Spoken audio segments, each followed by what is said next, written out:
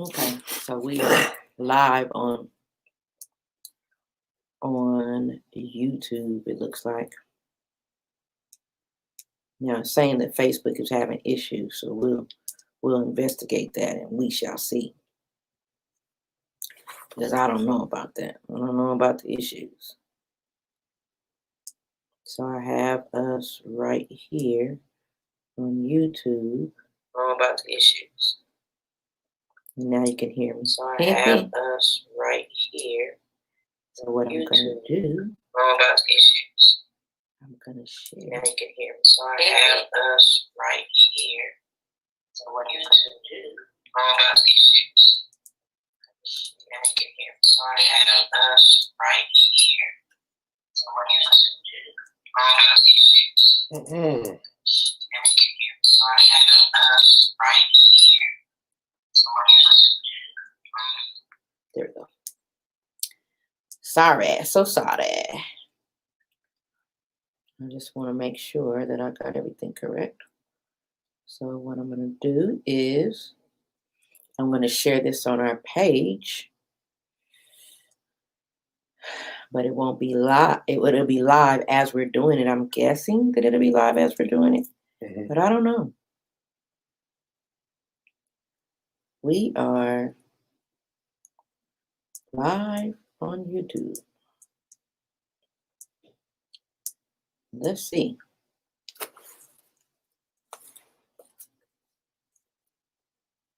So I'll go ahead and the one viewer that we had, is that you? Yeah. Or that's somebody else? Okay. Okay. So YouTube is more universal anyway. So let's see. Okay. So you guys, welcome to Food for the Soul, Intimate Conversations with Talitha and Bobby. And I am Talitha Kume. And this is Movie Monday. And we are live on YouTube, actually. And what we're going to do is we're going to reshare this link for everybody who didn't get a chance to see it, or hopefully it's on our page, or it's on my page as well. And so I'm thinking that we're live right now. So people who can go to our YouTube page at Intimate Conversations, you should be able to see us live and engage with us and post comments. So we're going to do it that way right now. We have been trying to get on StreamYard and doing Facebook Live, but for whatever reason, Facebook is saying that they are not able to do our live right now, you guys. So I want to start off with a quote before we get started today. And the quote simply just says, a lot of people work behind the scenes all day. And so that's kind of what this movie is about. And we really are going to get into it and touch on some deep things that I noticed and some of the things that Bobby noticed about the movie that will just really make you appreciate a lot of people who work behind the scenes to make things happen. So we are coming to you from the desert, hot and beautiful Las Vegas, Nevada. And like we said last week, this season, it is a little chilly. It's a little nippy out here. And so it was a cool day today. It wasn't that cold during the day, but it's kind of starting to kind of come down a little bit right now. Man, and so it just kind of feel like ice. Yeah, so it just kind of depends. But do me a favor before we go any further. Please make sure you go like our page on Facebook at I Am Talitha Kume and Food for the Soul Media Group, and follow me on Instagram at I Am Talitha Kume and Food for the Soul Media Group, and subscribe to my YouTube station, Food for the Soul Media Group and Intimate Conversations, and also go follow Bobby B at Orlay_worldwide on Instagram and The Real Big Bobby B on Instagram. And also we are Chris Orlay Collection on Facebook, you guys. And like I said, it's Movie Monday, and the theme for 2021 is You Thought. So this whole month, this whole month of January, we're talking about things that we thought, that were so, and maybe they weren't, or whatever. So that's our theme for our movies. Shout out to this hard ass sweater though. I'm sorry to interrupt, man. This mug is hard, G. Yeah, like it's just. You are interrupted with your book reader. Go ahead, carry on. Yeah, with your book reader. Thank you. And so, you guys, the movie that we're talking about for Movie Monday tonight is actually United 93. And United 93 is a 2006 docudrama thriller film written, co-produced, and directed by Paul Greengrass. The film chronicles the events aboard United Airlines Flight 93, which was hijacked during the September 11th attacks of 2001. And the film attempts to recount the hijacking and subsequent events in the flight with as much veracity as possible. And there's also a disclaimer that some imagination had to be used, for the movie and in real time from the flight's takeoff. And it says, according to the filmmakers, the film was made with the cooperation of all of the passengers' families. And I'm sure that it was, because they wanted to make sure that we knew how heroic a lot of those people were on that flight. So I just want to go ahead and get into it, you guys. So this movie was so powerful to me, Bobby. And first, I want to talk about what did you feel the purpose of the movie was? What do you feel the actual purpose of the movie was? Just to give closure to the families. You think? Yeah, because nobody really needed to see it. It wasn't like a, yeah. You know what I'm saying? Yeah. It was just to give closure to the families, man. We actually put something together for you guys, and it was a good project. You think They did so? a good job, yeah. You think so? I kind of felt that way too, because I was like, okay, so you're putting this movie out, and it kind of made you, because you already know what's going to happen, because Right. it's a true story, Yeah. but it kind of, it made you feel helpless, man. Yeah. It made you feel helpless. And I watched to the end because, of course, you already know what's going to happen. So you're watching the buildup of how things go on. So I'm with you that a lot of the families probably needed to know or needed to see exactly what went on. And so the writers depicting that and having the actors act that out, I think that they did an awesome job, because I cried. I mean, I really wept. Yeah. I It was wept. definitely a project for the families. Yeah, They didn't go too deep in the goriness. Yeah. I mean, they stabbed didn't. a little, but Yeah. they didn't show like the planes hit the building or the ground and Right. white it out, so that way you can kind of not feel so abused watching it. Yeah, I agree. And I don't think that was necessary. Right. I don't think If it was a film for that, like if it wasn't a real story, if it was like Day After Tomorrow or something, Mm-hmm. no problem. We'll just show us crash and Yeah. fire everywhere. But this was Right. a real story that needed to be closed. Okay. So I can see that. And so I want to talk about some of the scenes in the movie that stuck out to you. Can you name at least 2 that stuck out to you? Yeah. Them terrorists, Okay. when they first showed them, when they showed them leaving and going to set up and do what they had to do, Mm-hmm. I was like, man, these guys are white. They look white. Yes. And they didn't look white to me. I mean, they Only one of them obviously looked kind of white. they look Middle Eastern, but they didn't look like the Middle Easterns that we see. The Middle Easterns that stuck out to me. That stuck out to you? Yeah. Right off, like, okay, they were already started out this movie with some super whitewash.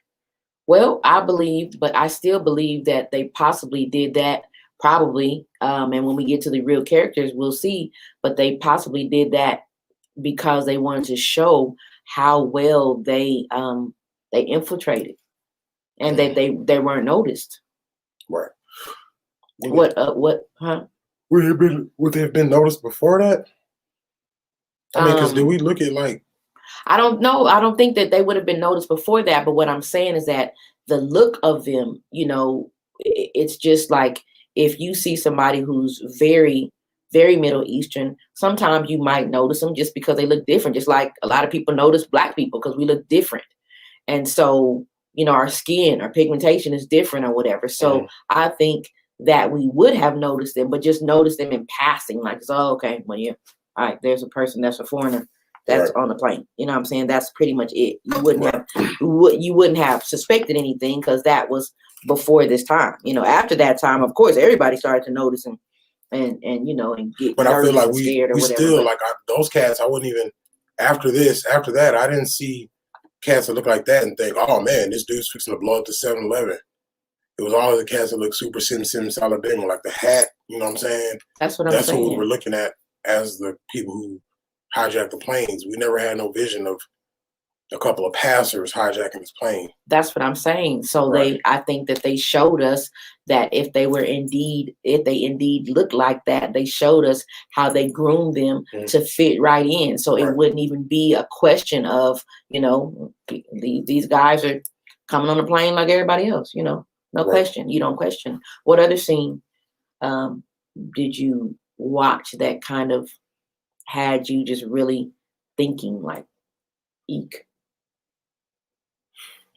I feel like they showed like when the black pilot Leroy, when he got off to go to check the gas in the plane, he was like, "I'll be back in 5 minutes." And dude said, "I'll be right here." But what was he getting off for? Who? I didn't understand what he got off. I never seen no pilot do that. Oh. Maybe we just don't see him because we don't. You don't see him because we don't see them first class. Yeah, but we've been close enough to see a pilot get out, walk out the cockpit, and go outside. Yeah, but we don't. But I don't think anybody pays attention. Period. All that little stuff's what I know. Those little things in that movie just stuck out to me. But, well, for me, what stuck out was the beginning of the movie, the prayer, and the prayer. Yeah, the I prayer. Want to take that away from you, so I want to make sure. Yeah, the prayer in the very beginning of the movie, and then even the prayer throughout the movie that the terrorists they were doing. They were really praying because they felt like this was Allah's will for them to do this, or whatever organization they were a part of. They were taught that, okay, this is our mission, and so we're gonna come on here and we're gonna die to praise Allah. So we feel like this is what we're supposed to do. And so that really stuck out to me because their conviction was so strong. Right. They had such strong conviction. And I know a couple of them, they were really fearful and they were, terrified. And one of them called his family and was like, "Hey, I love you." Because, he knew that would be the last time that he would see them because of the mission that God had him on. So that stuck out to me. And then what also stuck out to me was the when everybody was talking, like when all the passengers were talking about what they were going to do, and the stewardesses and all of them were talking about what they were going to do, and the pilot was like, "Yeah, I'm gonna, me and my wife are just gonna take some time off. We're just gonna chill, man, And so it's like it showed every day a chick putting on lip gloss. Yeah. All these little everyday things they put in the movie just made it seem real. Just it made it really pay attention every day. Yeah, boom. It made it really real because as we get on flights or as we're doing anything, we always think about what we're gonna do next, or we're planning. I'm driving here and I'm gonna go here, and I'm driving home. I'm driving to work. I'm driving to pick up my kids. I'm going to the store. Right. You never think that anything dramatic or traumatic is gonna happen to you. You just don't. Right. You don't think that. And so that really stuck out to me because everybody was talking about their families and what they were gonna do. And I think one of the stewardesses had a little girl. And so the pilot actually had a little girl, because he was saying the black pilot, the co-pilot was saying that his little girl was 11 months and they was trying to get her to sleep and different things like that or whatever. So it was really, really deep in watching that. And that's another reason why I think I wept so hard, because I'm like, God, these people had no idea that this would be the last time, no idea that they would see anybody. And so I want to know what your takeaway is from the film. I'm sorry, you guys, what your takeaway is from the film in reference to the theme, and then also in reference to what's going on now in our world or in our country. And then we're going to talk about, I asked you to look up some of the real life people. So I want to shout them out, you guys, after we finish what our takeaway was, and really pay homage to their family. Yeah. Their families. My takeaway, I didn't beat up these terrorists mentally when I was watching them. Okay. I wasn't like on that old, "Oh, these guys are terrorists and they're destroying them." None of that, because I've read the Bible, and reading like Numbers 25:17. This is just really short. Treat the Midianites as enemies and kill them. It's from God, right? Mm-hmm. What if he told, and I'm not trying to be that guy to make people mad, but what if he told, those 4 terrorists plus the other however many was on them other planes that, treat these greedy ass Americans like Midianites and kill them? How do you know? So that's my takeaway was these people were doing what God said. Things changed. We got new laws. The airport wasn't just no free, like a grocery store where you just walk in and grab whatever you want, walk around like in the 90s when you go to we used to watch all the movies. The airport was just so free. After this, it changed. We have real security now. So, yeah. What about the correlation? Any correlation though to today? And nothing's changed. I think that happened then. That same experiment is happening now. It'll happen in 10 years. It'll happen 10 years from then. It's always something, some big major something to come out to correct the course of the way everybody's operating. That was 20 years ago, actually. So. And then 10 years after that was the recession with Obama. And all of that, and everybody was all up in arms. I made good bank during that time. We made bank during that time. But a lot of people didn't. So that was another big blow to the face. That's 2020. Started with Kobe, ended with COVID. Yeah. Well, I think the takeaway from the film for me was, like I said, the fact that we need to just be thankful every day. We need to be thankful every day about waking up, man, because you just never know how your day is going to end. And if anything, 2020 taught us that. You never know how your day is going to end, or even how your day is going. Like I said, every 10 years we get something to wake up. Yeah, or even how your day is going to begin. Right. So we don't know that. And then also it helped me to realize, as far as our theme, you thought, I think that we always think, here in America and as Americans, we always we never pay attention to the fact that we're not always safe. I think we just think that we're safe, and then some of America, I know, are very arrogant and thinking that nothing can happen to us. Right. And so this movie clearly showed you that these terrorists had a plan, and their plan was well thought out. They all knew exactly what their purpose was and what they were supposed to do, and they were coming for us, y'all. They attacked that World Trade Center.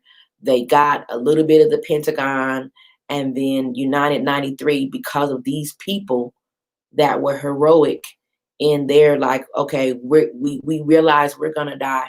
So we're gonna keep this plane. Right, we're gonna keep this plane from crashing into the Capitol, because that's where it was headed. And they had a picture and everything. And so it made me just really think about that, and think about how blessed we are to even have the type of security system that we do have, because some countries don't have that. They're not as secure as we are, or as, we claim to be at times, or whatever. And I think that this just kind of, it caught us off guard, because we got lackadaisical. There's countries that are more secure than us. Okay. Well, there are, I believe it. Yeah. But I'm saying that we have a good system, but we need to remember that there's always a lot of countries out there that just don't like us just because we're who we are. Sometimes we're bullies. We're not allies with everybody. And so it taught me to not be arrogant, and to not think that this can't happen to us. You know what I'm saying? It also, it helped me see the behind the scenes work. Like I said, with the quote, this movie, just the whole movie, you just have to really watch it and pay attention, and not get bored with the fact that it's just not a whole lot going on. It's kind of slow, but it's not slow. It's slow, but it's not slow, because it just shows you the inner workings of how the airlines work, how the aviation, how our aviation system works, period. There are so many people that we have to thank for allowing us to get from point A to point B whenever we fly. Even I'm sure with the train system and everything that work behind the scenes that we'll never know. We'll never, we might not ever be able to give them their accolades or the proper due for them making sure that millions of people get to their destination safely, because they're back there calling the shots, telling the pilots which way to go, telling the pilots what weather is coming and all these different things. And that's what this movie showed you. So I really, really appreciated that. And I'm going to show more appreciation to everybody in the aviation system, from the stewardesses to the pilots, to those people behind the scenes. Like we told you guys before, I told you before, when we were on the flight and someone passed away, I got a new what am I trying to say? A new sense of life. A newfound appreciation. No, a newfound appreciation for the stewardesses then. Oh yeah. You know what I'm saying? That because they really, really worked to try and save that lady. You know what I'm saying? And we don't give them enough props, to me, because that's a dangerous job. Even though they say that you're more likely, they say you're more likely to die, excuse me, in a freak accident than you are to die on a plane. So I get it. But I'm saying when you see this movie, you still see the danger in the fact that this man, because when you're freak accident or you're in a car or whatever, typically it's you driving, or maybe you might be riding with your parents or your husband or whatever. But here, this pilot and these stewardesses, they have these however many lives in their hands every single flight. So to me, it is a little bit more dangerous. We have to put our trust. It's dangerous because you can't get off and run. If you got a bus wreck, you get can't off and run or whatever. But maybe you can get off and run if it's a possibility. Yeah, you know what I'm saying. It's always a thought, but it ain't one in the air. Yeah, no, you can't. None of that. So yeah, you're right. Like definitely. there's nowhere to hide. Like nobody could go hide. You can't open the door and just jump out. There's, there was absolutely nothing that they could do. And so this is what started the air marshal, because I didn't see not one air marshal in here, and I read all these reports about all these people, and there was like one of these cats was like a martial artist, but there was no air marshal. Yeah, so this is what started the air marshal, huh? So I'm saying a lot of stuff had to be corrected. This is what God said: go here, go there. Don't pay to go to another place. Just go where I said to go. And that's why those people, those men, were real devout. Yeah. That the one scene in the movie too, where everybody was praying at one time. That was very, very I don't know how to describe it. It was just interesting because the Americans were doing the "Now I lay me down to sleep, I pray." Not now I lay me I can't remember the prayer now, Bobby. Yeah, Matthew. The Lord is my shepherd. Whatever it was, that prayer. I think that was the prayer that they were praying, and then the terrorists were just praying to Allah for His will to be done. And so it was one scene where everybody was praying to their God.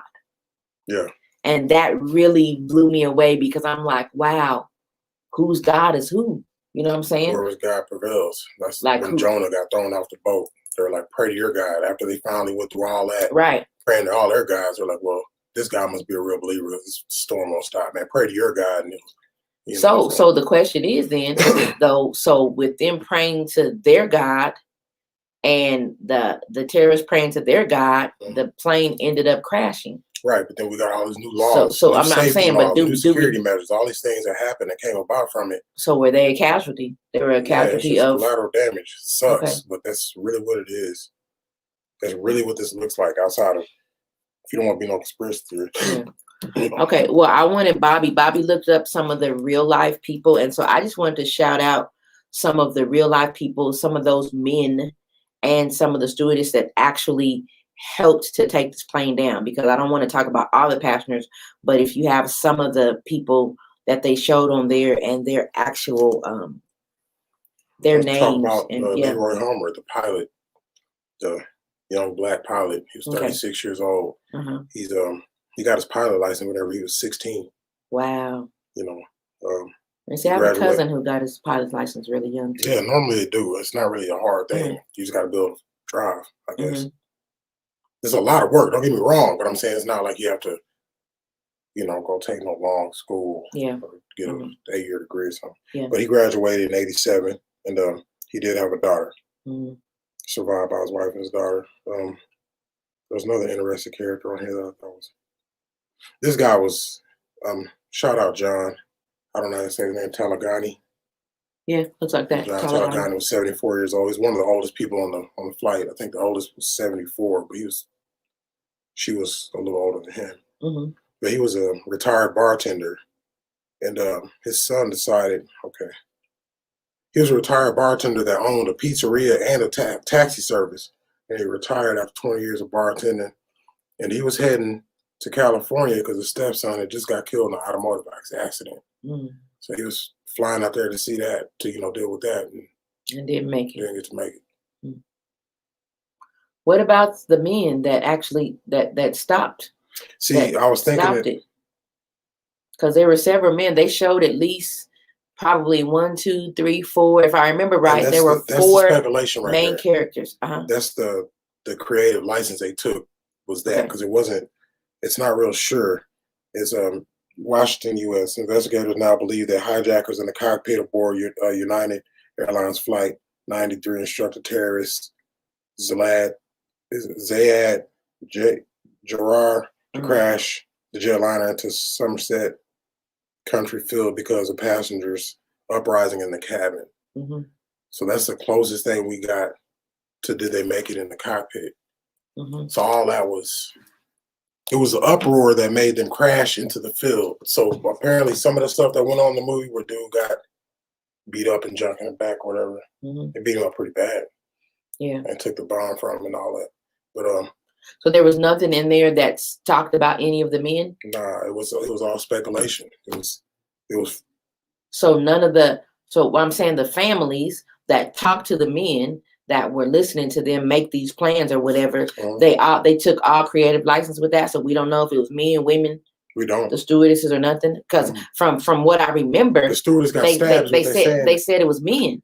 Well, what they're saying, they said, how did they get into the cockpit if they did? And it said possibly the stewardess got stabbed. All this stuff here, even on Google, is all speculation. Okay. Well, the movie did a good job because it actually just showed. Now they're saying it's 33 people. Some said 33 people on there plus 4 hijackers. But we read 44. Okay. So. And the show, the movie showed that it was a really small flight. It was a small amount of passengers on there. But the movie showed that it was men. And even when I first heard about it, I kept hearing that it was like a few men that rose up, and that's the reason why it ended up getting off course and it ended up crashing. And so, then, like I said, all these years later, they end up breaking into the same building that these cats flew that plane to the field for, with some sticks and masks. And one little man with no arms or legs. What? That same building that plane was supposed to crash into was just broke into last week. What? With like sticks from the yard. What? Yeah, so we're not going to get into that because I don't want to get into that. But yeah, that's the closest thing to I guess to trying to bring it into 2021 that they're still gunning for us, man. People are still coming for America just because they want things done their way. But this time it's not outsiders. This time it's us fighting against us. Right. And what you guys don't realize is that this is the greatest opportunity for outsiders to see that we are not divided, and we will completely crumble if we don't pay attention. So while we're sitting here providing entertainment for all these other countries, they're sitting up here making plans like they did back in 2001 to take some of us out. And so we better work together, and we better start working together pretty quickly. I don't give a doggone if you're Black, white, Asian, Hispanic, Irish, it doesn't matter. There are a lot of countries who just don't like America, Period. It doesn't matter what race you are. They don't like you because you're American, and we have some freedoms that they don't have, or whatever they don't like us for. We don't even know. But at the end of the day, it's a big God thing. It could right. seriously be like, hey man, go talk to the people down there. Yeah. But at the end of the day, we need to stay prayed up always. We need to stay prayed up always, and we need to learn how to come together, y'all, because God is not pleased. It's just that simple. Like Bobby said, God is not pleased. So we don't know if they're Allah God. Did whatever. What does it say? This is the first hijacking in America. In 1971. 40 years before this one. Right. It's what, and they were saying that in the movie too, that it was 40 What's funny years. about this is that this is 1971, was the first one in America, right? It was a Boeing 727, and he was holding somebody ransom for $200,000. Flight 90, United 93 was a Boeing 757. Y'all remember all the stuff going on with Boeing a couple years ago? Yeah. They were like grounding all the planes because they were crashing and whatnot. Yeah. They must have made a really bad deal with somebody. Boeing? Yes. Yeah. Because they've been having issues from day one. How many years ago? And then the first one was 1931. So it was 40 years. It was 44. Ooh. Okay. So hijacking 1931, 40 years later, 1971, 40 years later, 2001. Exactly that. Okay, dog. Every 40 years, they're allowed to release classified information. So we need to work. We need to fight that. We want to fight something. We need to change that. Classifieds need to be released in 5 years. Yeah, something like that, like your credit. So you guys, that is our show. We want to thank you guys for tuning in, and make sure you follow us on all of our social media platforms. And please don't forget to subscribe, because you guys are already on this. You're seeing this on YouTube. We're going to share it as a live on our page, and tune into our radio show Fridays on Hot 702.5 at 1:00 p.m. Pacific Standard Time. And I got Bobby B to join me. So he is now the co-host on the show. So let's talk about Friday's show really quickly before we get off of here, you guys. We actually did our show on Friday, this past Friday, and it got snatched, man. We were not able to air it. And so Bobby was excited because I flubbed up, man. Yeah, I can't read sometimes, man. Yeah. My words turned into trees in public. I was nervous. Yeah, he was having problems reading his own stuff that he wrote. I was just talking. He had problems with that, and so he was excited that they snatched us. But you guys, there was a lot of good information on there, because we were talking about these election woes. You want to get that snatched? This one here? You want to get this one snatched? Okay, no. I'm saying we were talking about election woes and what was going on. So yeah. So I believe they snatched it. And they're gonna snatch this one if you don't shut up. Anyway, so you guys can go check that out on Anchor or Spotify at Food for the Soul Media Group.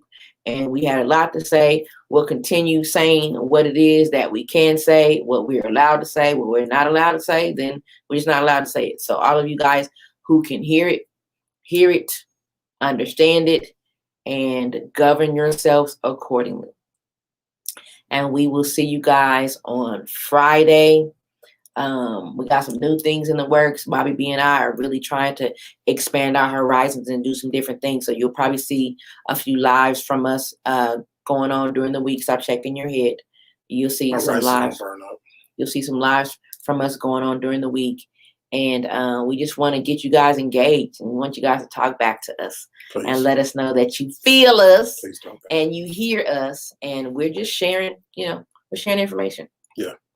And that's just it. That's all. Talk back. We want to help people. So that is it. We're out. We will see you guys later. Peace.